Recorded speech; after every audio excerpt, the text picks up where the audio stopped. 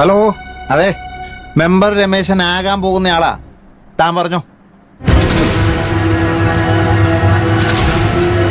ആ, ആണോ? ആ, അത് ഞാൻ പാർട്ടി കമ്മിറ്റിയിൽ ഉന്നയിക്കാം. കീഴ്ഘടകങ്ങളോട് പോയി പണി നോക്കാൻ പറയുന്നേ. ഈ രമേശൻ പറഞ്ഞതാ. ആ, എന്നാ താൻ വച്ചോ. എന്റെ അടുത്താ കളി.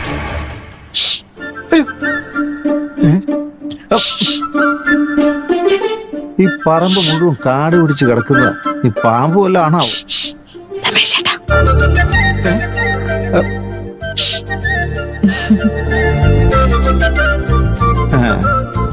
ചാരു പാമ്പായിരുന്നു?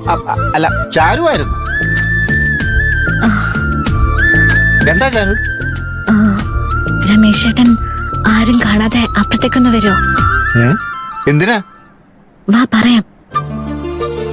ആ, ശരി. അച്ചൂട്ടിയും അപ്പച്ചിയും കാണാതെ വരാം.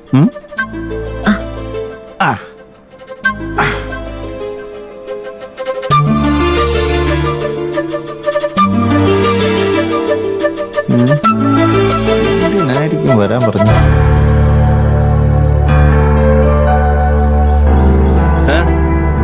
എന്താ ചാരു?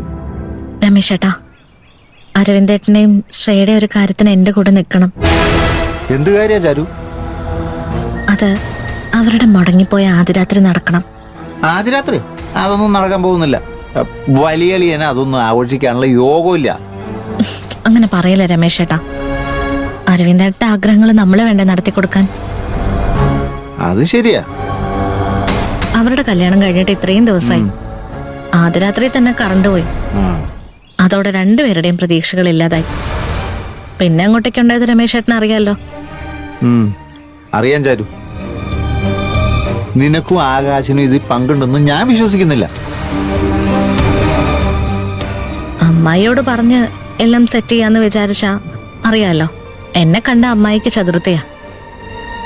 അതുകൊണ്ട് രമേശ് ചേട്ടൻ മുൻകൈ എടുത്ത് പാർട്ടി അണികളെയൊക്കെ ഒരുമിപ്പിച്ച് നിർത്തുന്ന പോലെ അമ്മായിയെ ആശ്വസിച്ചും കാര്യങ്ങളൊക്കെ പറഞ്ഞ് മനസ്സിലാക്കി അരവിന്ദേട്ടനും ശ്രേയയ്ക്കും ജീവിതം തുടങ്ങാൻ അവസരം ഉണ്ടാക്കി കൊടുക്കണം. രണ്ട് മനസ്സുകൾ തമ്മിൽ ഒന്നിപ്പിക്കുന്നതിലും വലിയ പുണ്യം വേറെ ഒന്നുമില്ല ചാരു. അത് ഞാൻ ഏറ്റു. അങ്ങനെ ഒരു പുണ്യം ചെയ്ത രമേശ് ചേട്ടന് ഭൂരിപക്ഷം ഇരട്ടിയാവും.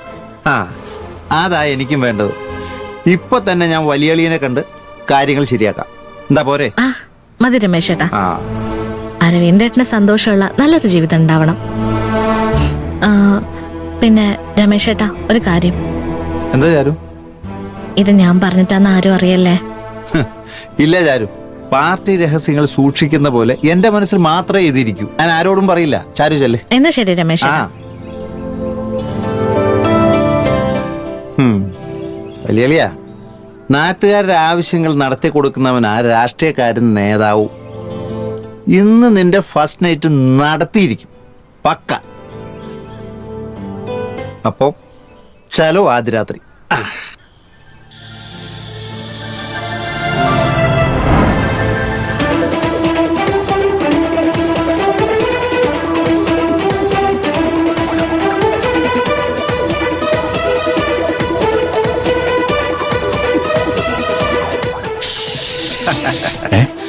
വലിയളിയാ, ഓ, കാഴ്ചക്ക് പൂക്കൾ, മണത്തിനതാ ഫ്രഷ്നർ.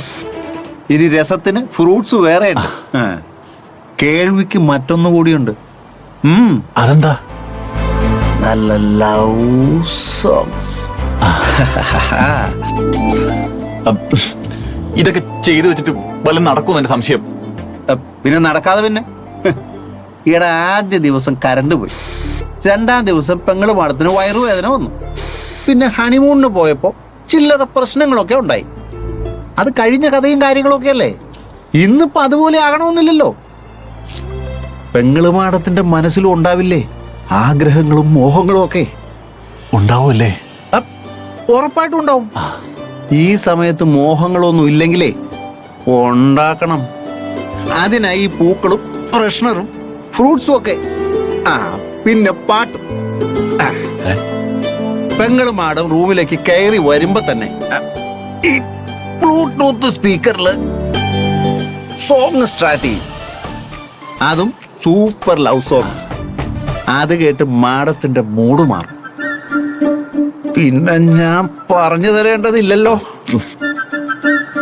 ആ വേണ്ട, ആ പിന്നെന്താ ചെയ്യണ്ടേന്ന് എനിക്കറിയാം. ആ ഓ, ഈ പൂക്കളും മണങ്ങളും ഒക്കെ വന്നപ്പോ തന്നെ എനിക്ക് വല്ലാത്തൊരു മൂഡ് തോന്നില്ല. പിന്നെ പെങ്ങള് മാഡം മുറിയിലേക്ക് കയറുമ്പോ ഞാൻ പുറത്തു നിന്ന് ഫോണിൽ ലവ് സോങ് പ്ലേ ചെയ്യും. അത് ഈ ബ്ലൂടൂത്ത് സ്പീക്കറിൽ കേൾക്കും. അളിയൻ ഞാൻ വിചാരിച്ച പോലെ അല്ല. എന്ന് വെച്ചാ അല്ല, അളിയന്റെ ബുദ്ധിയുണ്ടെന്ന്. അത് ശരി. അപ്പൊ ഞാൻ വെറും ഒരു ഉണ്ണാക്കനാണെന്നാണോ നീ കരുതേ? എടാ, ഒരു പഞ്ചായത്ത് ഭരിക്കാൻ ശേഷിയുള്ളവനാടാ ഞാൻ. ആ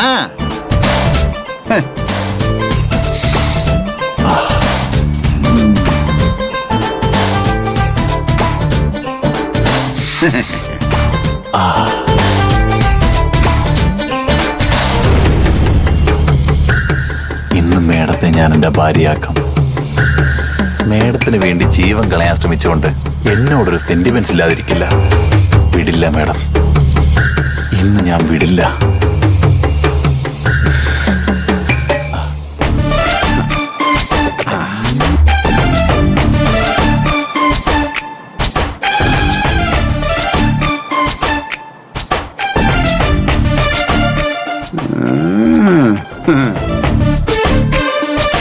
ഹലോ. ഇപ്പോഴേ സ്വപ്നലോകത്തിലേക്ക് പോണ്ട, സമയമുണ്ട്. അപ്പൊ പറഞ്ഞതൊക്കെ ഓർമ്മയുണ്ടല്ലോ. ആ, ഞാൻ പാട്ടുമായി ദേ ആ വാതിലിന് അപ്പുറത്തുണ്ടാവും. ഓക്കെ അളിയ. ഓക്കെ. ആ, അപ്പൊ നടക്കട്ടെ.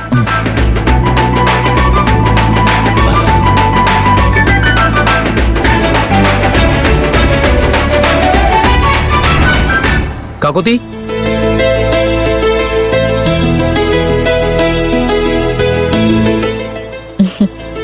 ചായ.